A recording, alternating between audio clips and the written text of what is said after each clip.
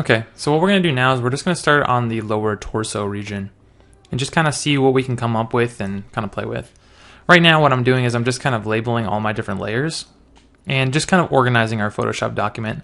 And this is important. You should really just take the time every once in a while. You don't have to do it all the time, but it's really good to just kind of even organize down just your different layers and name stuff so you know what it is when you start manipulating a ton of layers later. So I took the same kind of attack vehicle from before, and I'm just going to kind of copy it in and overlay it with a little bit of opacity so I can kind of see, kind of perspective match it a little bit. And again, take our curves way down and eventually later desaturate it so that it kind of fits with it. But I'm just going to start erasing away kind of all the extra information that isn't necessary.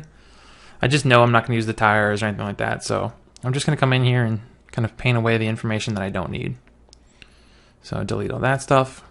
And kind of the top here, I'm really not going to need that either. I'm more interested in kind of this front little panel piece, kind of how it can apply and fit into my mech here. So I'm just using the different scale tools, manipulating it, pushing it. So it was really bright lighting, so I had to come back and use the curves menu again and kind of pull down my highlights. And so here what I'm doing is I'm just actually added another layer, and I'm using black and white just on an overlay multiply, just to kind of get in and do some little bit of light fixing because it was so dramatic and very bright. So just pulling in some of those but not having to manually paint it all is sometimes pretty easy and nice. It saves us a lot of time. Here again, I'm just kind of painting out some of the details I don't need. You know, there's a lot of little tiny bolts and kind of attachments and things that in this design, this particular mech, those aren't the design features that are in it. So having them kind of distracts, and right now if you even look at the center, it's too noisy. There's too many little pieces for the kind of style that we're going for. Now, if that's the style you're going for, then be my guest, keep all those little nuts and bolts and stuff in there. It can get a little difficult when you start adding and manipulating multiple images at the same time. But even if you copy and paste some of those little bolts out around your model, you can go pretty far with just the ability of adding in those little details, but you have to do it very consistently. So in this mech design, we don't have a lot of these like little hooks and bolts and things.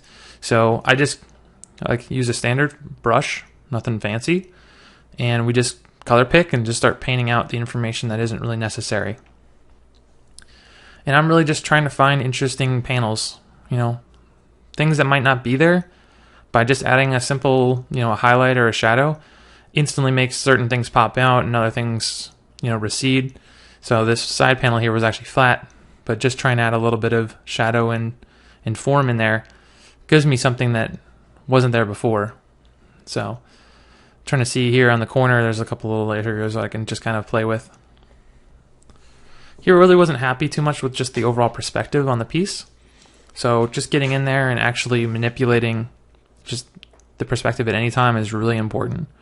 Never be afraid to kind of cut in and move stuff around, because you can't always tell when you're working on something if it's actually right until you look at it for a really long time. And here I'm not afraid just to cut stuff away or erase stuff and then add a panel back. Almost think about it as if you modeled a car with all the doors and the hood first. You can kind of pull panels off and then kind of draw new interesting panels where the gaps are, instead of thinking about it as one giant form. So I like to do that sometimes, or just like paint away certain parts. And again here, adding those little highlights and those little dark spots really helps kind of deform and define the different panels. So just trying to see what I can do here. Add a little line. This kind of just painting that in makes it feel like it's separate and one sits behind the other. Little compartments like this are really good in mech design too, where we have these kind of just little kind of openings that kind of show some underbody stuff, or a little door that feels like it's a little compartment to an area where someone could access a little panel, but maybe it's not always open. So thinking about where you can kind of incorporate different little places that you could access panels or get to different kind of systems and bolts and things like that can really help your overall design. So I'm just kind of painting in some different silhouettes, seeing what I can kind of find. Really wasn't feeling the top as having too much information, so what I'll do is I'll sometimes just paint it back. I just use like 50% gray, but eventually I just really didn't feel like I needed any of those little details, so I just kind of got rid of them. I did like the bolts in the front though, so I was gonna kind of just keep those, and I'm just gonna kind of work this form and see what kind of comes of it. There's a little bit of just kind of noise in this corner, so just kind of either hide it or try to figure out how it kind of recedes and make it feel like there's a little bit of room there, but the pieces could kind of overlap each other and have a little bit of room to breathe and work actually as a robot instead of it looking like it's just one giant chunky piece. So here I made a new layer and I just did a big thick stroke, and then I'll erase away what I don't need and then adjust the opacity, and that helps me get like a little nice shadow. Feels like the top is casting onto the lower torso.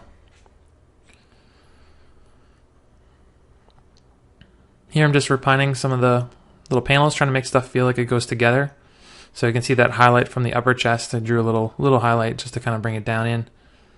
And what I'm doing now is I'm looking for interesting shapes within this big kind of flat area. You know, we have this big flat kind of gray space.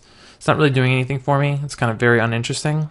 So I'm just going to play with kind of some different ideas here and see what I can come up with. So just kind of wanted to keep this side, so I just lassoed it off and wanted to kind of squish it in. I didn't really like the perspective. It was looking a little too thick and a little too wide. Like he couldn't fit his legs.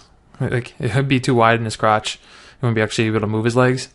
So just kind of pulling it a little bit sometimes helps. So here what I'm doing is actually I just have a layer mask, and I'm just kind of playing with erasing some parts to see if there's any interesting shapes that I could put inside. So thinking about it like almost like I'm just like kind of cutting into this and then deciding, oh, maybe I can put like a door or something here, maybe a little indent. There could be something interesting just to kind of break the big flat kind of lines up. So just kind of experimenting at this point. Nothing's permanent, and you really shouldn't be afraid to do this at any point. Just kind of start playing with the form and see if there's anything interesting shape-wise you can kind of come up with.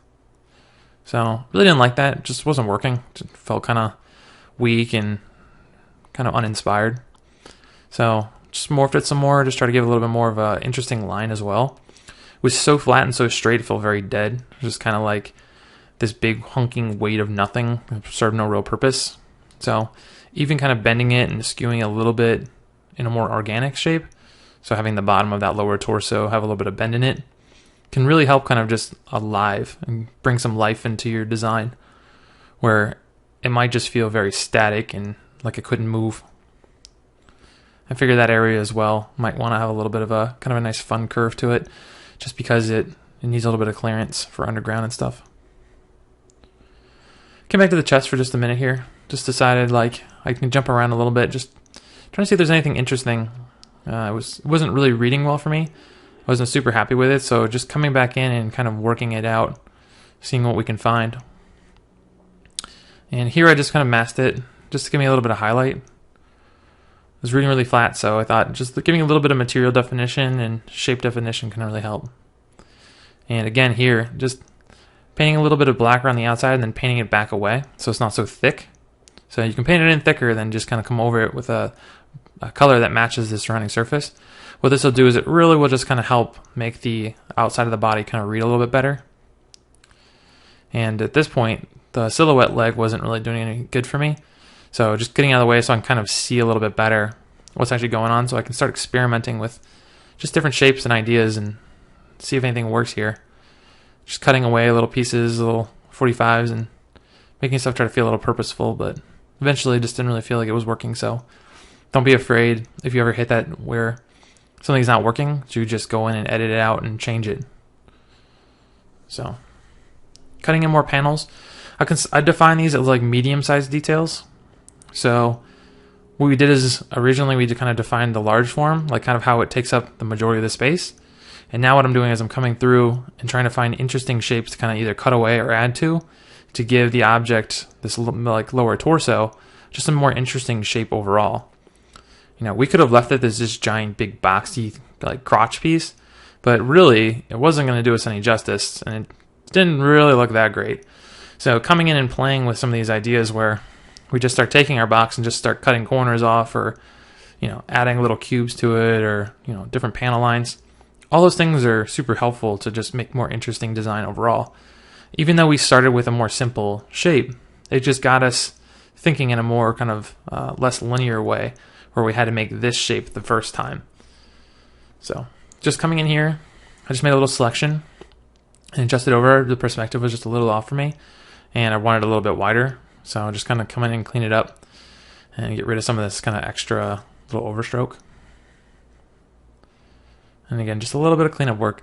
You'd be very surprised, especially in mechanical design, making sure we kind of clean up some of these kind of jaggy, loose edges, because it'll make it feel a lot less kind of engineered.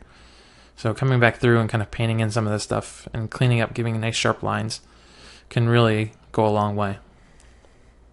So coming in and painting in just some of these overlapping shadows, really make sure it feels like the upper torso is kind of sitting over top of this lower torso. It's really important to making it feel like it's all interconnected in one giant machine. So here I'm kind of painting it off, making that kind of bend a little bit softer, not so just straight. So experimenting again with some design. You know, we shouldn't be afraid of this. Just trying to see if there's any interesting forms I can come up with. And these are all super fast, obviously. I'm literally kind of just drawing some lines down and seeing if it works with the overall kind of aesthetic. Like, I wouldn't want to do something that was like really soft and curvy.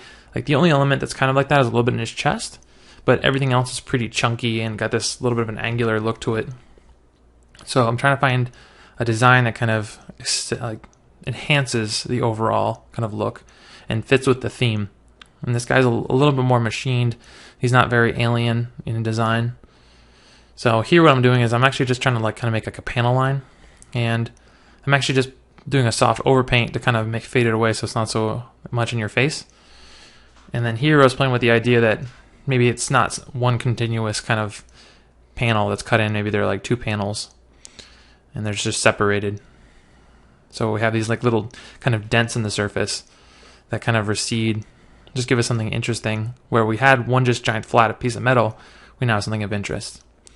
So I would say that's it for our lower torso for now. Come back in the next video and we should start working on refining the leg a little bit.